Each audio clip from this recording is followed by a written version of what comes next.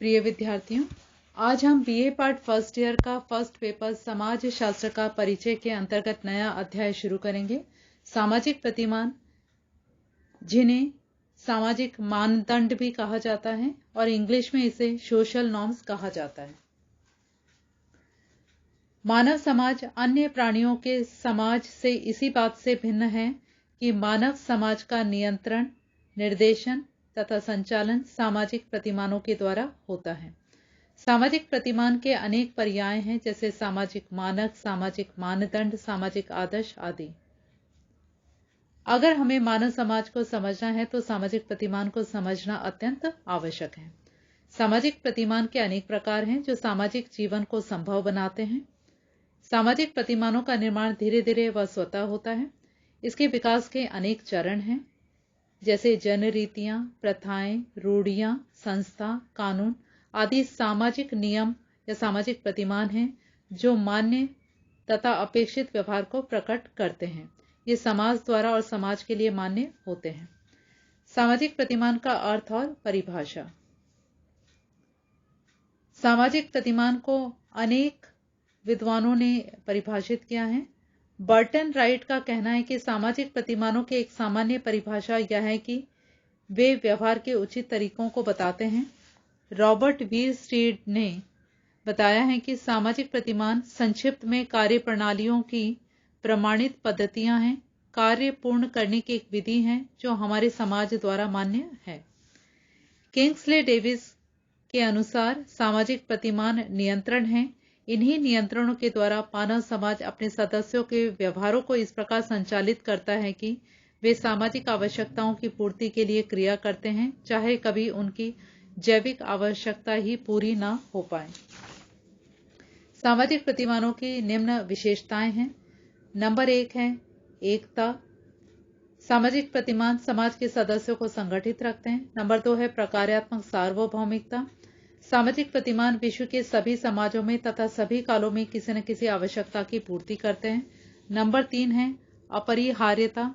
सामाजिक प्रतिमान के बिना सामाजिक उद्देश्य, सामाजिक संगठन, सामाजिक आवश्यकताओं की पूर्ति, सामाजिक नियंत्रण, संघर्षों से रक्षा, पथ प्रदर्शन, अनुकूलनता आदि पूरे नहीं हो सकते हैं। इसलिए डेविस तथा मूर आदि का कहना है कि सामाजिक प्रतिमान अपरिहार्य हैं। नंबर 4 नियंत्रण के साधन। सामाजिक प्रतिमान सामाजिक नियंत्रण के अच्छे साधन हैं, जैसे धर्म सामाजिक नियंत्रण रखता है। आदिम तथा जनजातीय समाजों में सामाजिक प्रतिमान ही सामाजिक नियंत्रण के साधन है। नंबर 5 अन्योन्याश्रितता।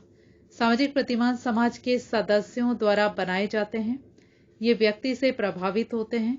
दूसरी ओर जब इनका अस्तित्व समाज में प्रभावशाली बन जाता है तब ये व्यक्ति को प्रभावित करते हैं, उस पर नियंत्रण रखते हैं। नंबर 6 संघर्षों से रक्षा। समाज के विभिन्न सदस्यों, समूहों, वर्गों, जातियों, समुदायों, श्रेणियों आदि में जब संघर्ष पैदा हो जाता है तो उनसे सामाजिक व्यवस्था तथा संगठन के अस्तित्व की रक्षा का कार्य सामाजिक प्रतिमान करते हैं। नंबर 7 पथ प्रदर्शन। सामाजिक प्रतिमान समाज के सदस्यों का कदम कदम पर पथ प्रदर्शन करते हैं। व्यक्ति या समूह जब अन्य व्यक्तियों या समूह से अंतःक्रिया करते हैं तब सामाजिक प्रतिमान उन्हें निश्चित पद और भूमिका प्रदान करते हैं तथा सामाजिक क्रिया तथा व्यवहार को संभव बनाते हैं। नंबर 8 सापेक्षता। सामाजिक प्रतिमानों का प्रभाव आयु, लिंग, जाति, धर्म, प्रजाति, वर्ग, शिक्षा आदि के अनुसार भिन्न भिन्न पड़ता है। ये सभी व्यक्तियों पर भिन्न भिन्न मात्रा में लागू होते हैं। नंबर 9 अनुकूलनता। सामाजिक प्रतिमान आवश्यकताओं की पूर्ति करते हैं। ये आवश्यकताएं व्यक्तिगत, सामूहिक और संपूर्ण समाज की होती हैं। इसलिए सामाजिक प्रतिमान आवश्यकताओं में परिवर्तन आने के साथ साथ बदलते रहते हैं।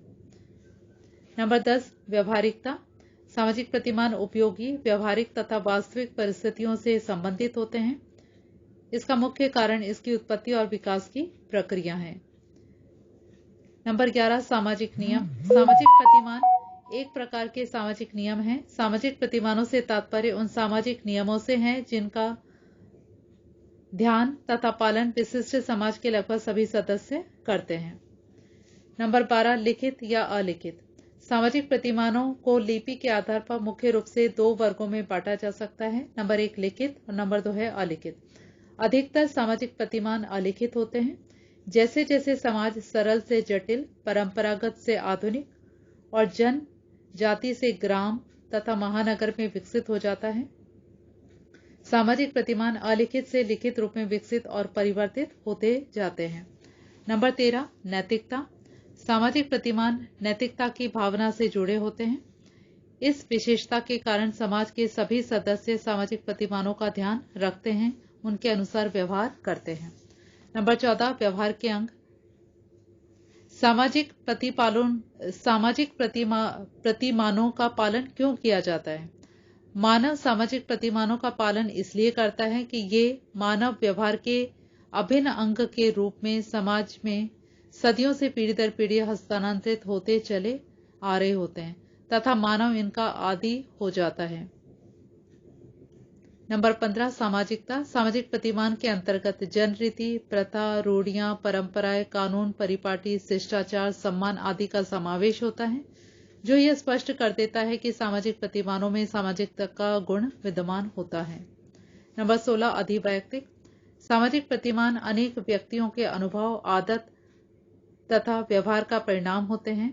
व्यक्तिगत व्यवहार, आदतें आदि व्यक्ति की मृत्यु के साथ समाप्त हो जाते हैं, परंतु सामाजिक प्रतिमान निरंतर पीढ़ी दर पीढ़ी हस्तांतरित होते रहते हैं। इसलिए ये व्यक्ति से ऊपर तथा उच्च होते हैं। यह व्यक्ति के आचरण, व्यवहार, लक्ष्य, उद्देश्य, विचार आदि को नियंत्रित रखते हैं। सामाजिक प्रतिमानों का वर्गीकरण। सामाजिक प्रतिमानों के वर्गीकरण के आधार और प्रकार इस प्रकार से हैं। नंबर 1 है औपचारिकता। औपचारिकता के आधार पर समाज शास्त्रियों ने सामाजिक प्रतिमान के 2 प्रकार बतलाए हैं। नंबर 1 औपचारिक, नंबर 2 है अनौपचारिक। जिन सामाजिक प्रतिमानों की उत्पत्ति और विकास समाज में स्वतः तथा स्वाभाविक रूप में होती है, जैसे व्यक्ति के विचार, व्यक्ति की आदत, समूह की आदत, जनरीति आदि क्रम से होती हैं। ये अनौपचारिक सामाजिक प्रतिमान के वर्ग में आते हैं। इनमें जनरीतियां, प्रथाएं, रूढ़ियां, संस्थाएं आदि आती हैं। नंबर 2 है सकारात्मकता। सकारात्मकता के आधार पर समाज शास्त्रियों ने सामाजिक प्रतिमानों को निम्न 2 प्रकारों में बांटा है, सकारात्मक और नकारात्मक। प्रत्येक समाज में अनेक ऐसे सामाजिक प्रतिमान होते हैं जो कार्यों को करने की प्रेरणा देते हैं कि व्यक्ति को कौन कौन से कार्य करने चाहिए। ये सकारात्मक सामाजिक प्रतिमान कहलाते हैं। जैसे सदा सत्य बोलना चाहिए।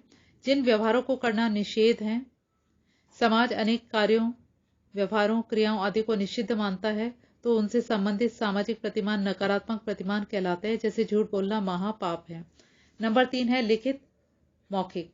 सामाजिक प्रतिमानों का वर्गीकरण इनकी रचना या स्वरूप के आधार पर 2 प्रकारों में किया जा सकता है, लिखित और अलिखित। समाज में अनेक सामाजिक प्रतिमान ऐसे हैं जो अलिखित हैं। ये पीढ़ी दर पीढ़ी समाज में मौखिक रूप से चले आ रहे हैं। ये सामाजिक व्यवस्था के अनेक क्षेत्रों से संबंधित होते हैं, व्यवहार करने के तरीके, अभिवादन के तरीके आदि।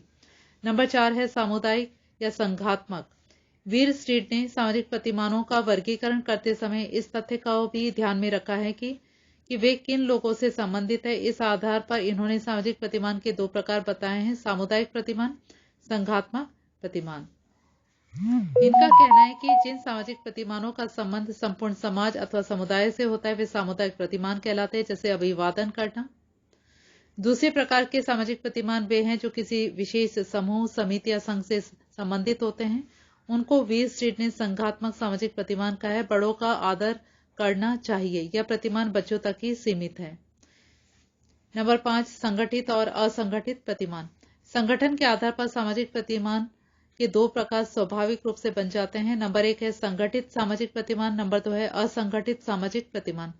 समाज में अनेक छोटी और बड़ी संस्थाएं और नियम होते हैं जो व्यक्तियों के व्यवहारों को संचालित करते हैं।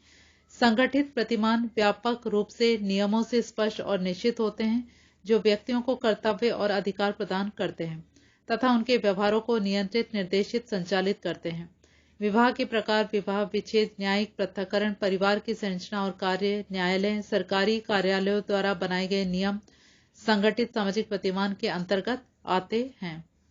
सांस्कृतिक नियम और प्रतीक असंगठित सामाजिक प्रतिमान के अंतर्गत आते हैं, जैसे जनरीतियां, रूढ़ियां, परंपराएं, सामाजिक परिपाटियां, शिष्टाचार फैशन, धुन आदि।